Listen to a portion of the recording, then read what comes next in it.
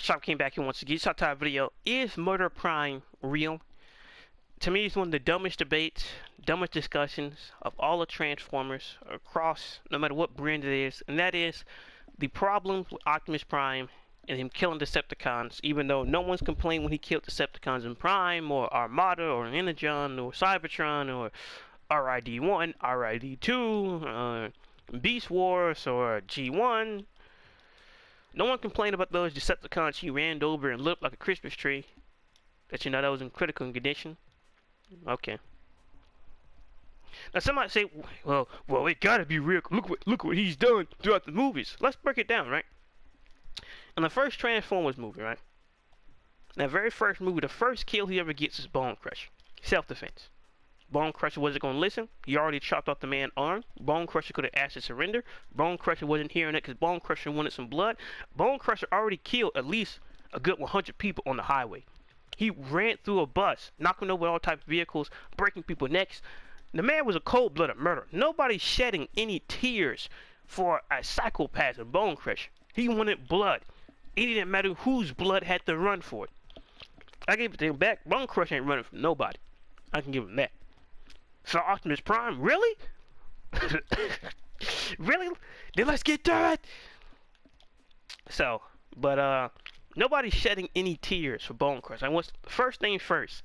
Barricade was supposed to die in that first movie, but he didn't. There is an actual in-universe reason of why, even though it's a deleted scene, of why Barricade did not show up to help out the other four Decepticons. Well, 3 Decepticons at that point. Well, no. It was 4, right? 4? Yeah. Megatron, Starscream, Brawl, Bone Crusher, Barricade, and Blackout. Yeah, it's 6. Yeah. It's the other 4 Decepticons. Why? Because in the deleted scene, Optimus Prime was supposed to pick up Bone Crusher and throw him so hard that he exploded and died. So obviously, since he no longer shows up, I doubt Barricade's a coward because he wanted to run. He wanted to go against Bumblebee again, and he's just like, I don't know, but.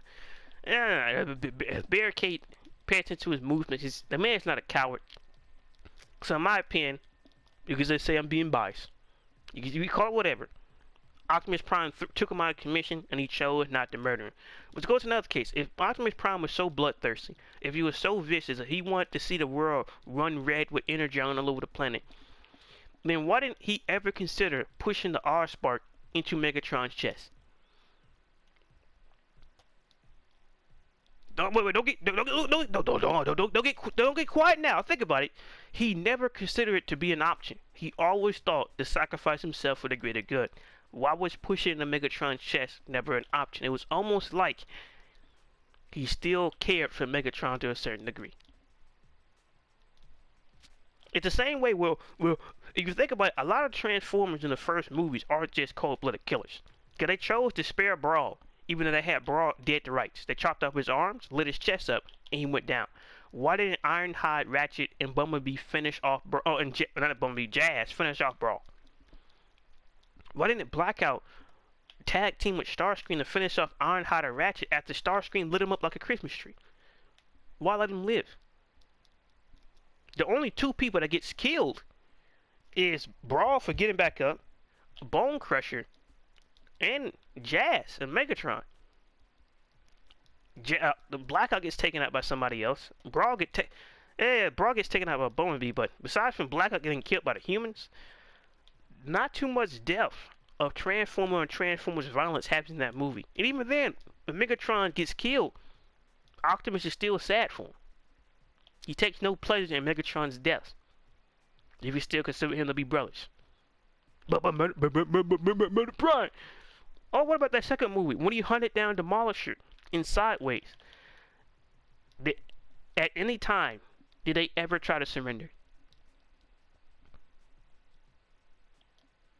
But not surrendering. Well, they gotta surrender though. Not once. And then after thousands of dollars, like Demolisher killed at least a good 100 people on that bridge, just by running over them and destroying bridges. Like, nobody's shedding tears for this murder. Nobody. You're not finna act like Demolisher was some type of innocent victim. He only killed one person. It wasn't that serious. Even Dreadpot didn't have a kill count like Bone Crusher or Demolisher. And even then, He chose not to surrender. Well, you supposed to just keep him alive? That the humans gonna have him, put him into a prison that they didn't consider until what, after Age of Extinction? He had to be put to death. But what about when he ripped Grindor's face in half? Number one, Grindor is a tank. He took a whole lot of damage. Optimus Prime was filleting and chopping him up into pieces, hamburger meat, and he was still standing. And in that case, it was just, he wouldn't stay down. That's the thing. He ripped out Starscream's arm and no longer considered him to be a threat. He didn't even confirm kill Megatron and no longer considered Megatron to be a threat. Why did he spare Megatron and Starscream but kill Grindor? Because Grindor refused to be put into submission. He refused to give up. No matter how many times you chopped him up, no matter how many times you fired him with Starscream missiles, he refused to be put down. Optimus chose to make the choice he chose. He chose to put him down. And even then, what was his first objective? It wasn't to kill Megatron. It wasn't to kill Starscream. It was only to follow up to find Sand, which led to him getting killed. But it gets even better, guys. When Optimus Prime is resurrected. Is resurrected, right? Why did he spare Megatron again? That's the third time. The third time he spares Megatron. The third time where he didn't want Megatron to die. The third time. He chose not to push the cube into his chest when he had a chance. He chose not to kill him during the desert battle. Pause. He chose not to kill him during the forest battle. Then he chose not to kill him again. He could have easily, after he finished off the Fallen, or even when he launched or Megatron through the wall, he could have went over there and confirmed kill. You blew half his face off and took off his arm. Why didn't he go finish the job? Why did he let Megatron and Starscream get away? Supposed to believe that nobody could track him? Really? Nobody could track him? No one could find where these guys are at? No one had any drone detectives couldn't track him, but they can track down the Decepticons in Shanghai? He let him go. Why?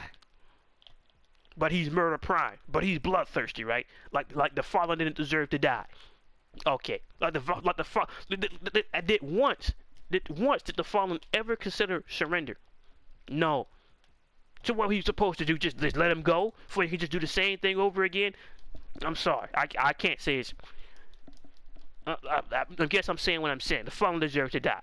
Nobody's shedding tears for this man. He was a genocidal maniac. 2000 BC. He's a genocidal man. Like 4,000 years ago, he wanted to destroy Earth. When he knew that you can't destroy a planet with life on it, he didn't care. But now y'all care for his life because he got his face ripped off? Why y'all feeling sympathy for this monster? What's wrong with y'all? So that's the second movie out of commission. Let me see. He fought the Drillobot in the first movie. Ironhide gets confirmed kill on Crankcase Crowbar, and Hatchet sideswipe in Bumblebee. So what else? We go to another. Yeah, this is the next biggest part since he's quote unquote Murder Prime, right? So let me see. Sentinel turns on him, right? Sentinel turns on him, hold him hostage, lets him go. And for what? They get sent off the planet. Optimus Prime shoots down the ship. The Wreckers ripped apart the Decepticon. I'm sorry, nobody's feeling bad for that guy. And from that point forward, Optimus destroyed a Drillobot. He's saved by the Wreckers. Now, somehow he killed Shockwave. I'll never understand how he did that. But nobody's shedding tears for Shockwave. Like, the man was described on the tour box as a murderous assassin. I'm sorry. No one's shedding tears for this man. Nobody. Y'all feel more bad for him than Soundwave get his dome blown off. But, what else? So, the next big contentious moment is, why did Optimus try to kill Sentinel? Well, what do you mean?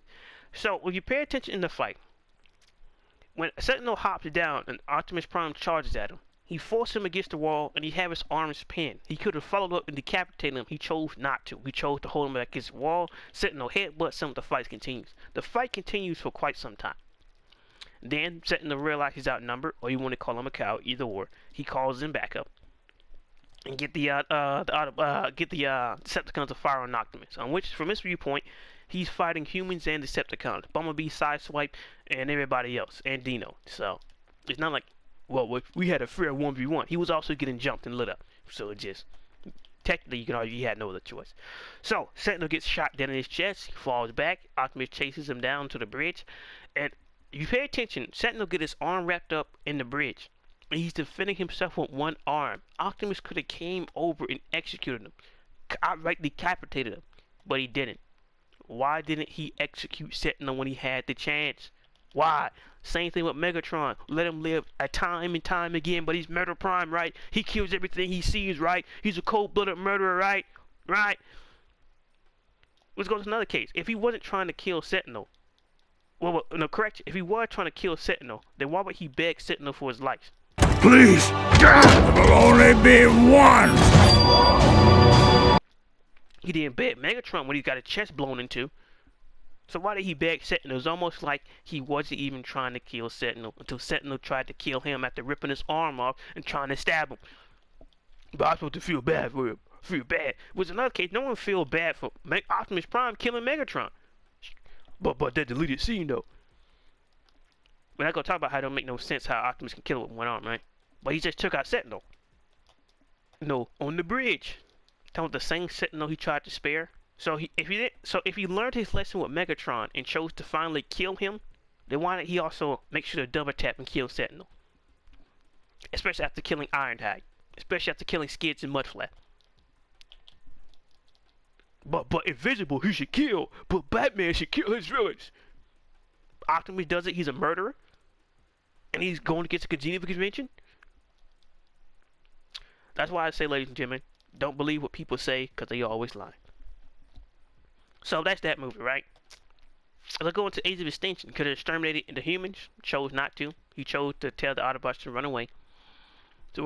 He runs away most of the movie. Even throwing out false threats saying he'll kill him, but even though he never does. And the only ones he kills after he backhands Grimlock, he don't really do a lot of killing. He runs from lockdown. He raided the Chaos Op facility. He escaped with crosshairs and drift from the ship. He killed some nameless drones because we don't care about the nameless drones because you would have cared for all those that Optimus killed when he was powered up with the jetpack and no one cared. So and besides from that, in killing Lockdown, which Lockdown tried to kill Kate Yeager, tried to kill Bumblebee, you know, tried to kill the humans. It just Lockdown was beyond saving at that point. Same way, well, Optimus Prime killed that human being. The same one that was about to kill Kate Yeager, the same one that saved his life, the same one that betrayed humanity. Same one that made all these backdoor deals and convinced the CIA and the government to betray the Autobots to help kill endless and one of Optimus' comrades. He deserved to die. I'm sorry, I don't feel bad for him. Same thing with Lockdown. Much I love the character. You killed Ratchet. You killed all these other characters. You helped Cemetery win. You helped the government's fair track down these Autobots. And it's never explained why do they need Autobots in the first place. Why? We have all those dead Decepticon bodies. Why? Because it's never explained that in order to get a Autobot-like template that you need an Autobot-type body. It's never explained with that. So if you hack them down to their genome, you hack their genetic code, why do you need Autobots? We got all these dead Decepticon bodies that still show up in the last night. Never explained. So, which goes into the next case, right? We get to the last night. Optimus Prime turns into Nemesis. He still spares Kate Yeagers and the humans. He only tried to kill Bumblebee when he gets to his way. And even then, the only person he technically kills is, he kills the Infernicons outright, but no one's going to shed a tear for them, right? Even though I like those characters, no one cares about them. Or remembers them for that matter. Even though they're the only real combiners in the series. So, and besides from killing them, he spares Megatron. Even though he gave him that Gavatron treatment from Gen 1, he spares him. He chooses not to kill Gavatron and just launches him through a wall. And he blows up the whole planetary thing and moves the staff, and that's more or less it. So he's not a cold-blooded murdering Bumblebee. Even though he was also, just killing people, right? Even though this is a war, right? But what about Rise of the Beast? When he said he wanted to kill Scourge? And what about Battle Trap? I'm sorry, no one shouldn't get killed for Battle Trap. This is combat, right? And for Scourge, he put Bumblebee in the stasis lock, which pretty much... But Bumblebee was dead. No, he wasn't. If Bumblebee was truly dead, don't you think anybody else would have been resurrected by Initron? If it was just that simple? Stop it. Let's just simplify the plot for normal people. That's it. Because an average Transformer watcher who just casually watched the movies and a fan of Bayform is not going to know what stasis lock is. Stop the bull. So, yeah. So, Scourge is nothing personal, buddy, but you started this. You didn't have to take out Bumblebee like that. So we can see with all that evidence, right? after sparing Megatron multiple times, after sparing Starscream multiple times, after sparing all these characters, sparing not trying to kill Sentinel, you can see why it can get real irritating. But for one, Optimus Prime is not even on screen for that long. If you think about it, he's not even on screen for that long in these movies. How much screen time does he have in Revenge of the Fallen?